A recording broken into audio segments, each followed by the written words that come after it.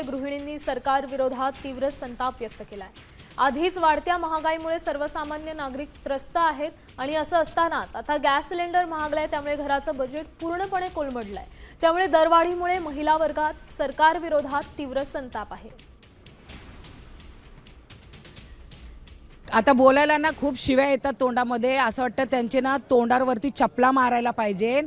जे लोक 10-10 हजार रुपये कमवतात, पूर्ण भाडं भरणार, घरचं सिलेंडर भरणार, लाईट बिल भरणार, काय करणार?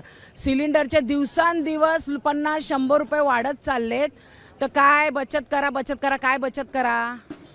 एवढे सिलेंडरचे भाव वाढवून ठेवलेत ना, या सरकारला चुलीत नेऊन टाका कुठेतरी, नाही तर चपलीने मारा।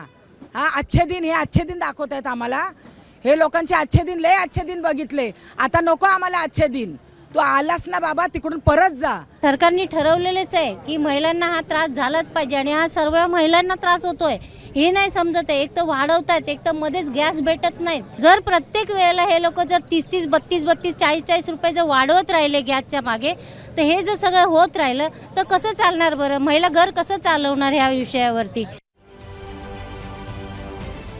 महाराष्ट्रातील सर्व बातम्यांचे विश्वासार्ह व्यासपीठ,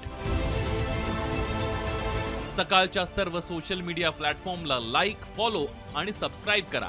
तसंच सर्व नोटिफिकेशनसाठी बेल आयकॉन प्रेस करायला विसरू नका।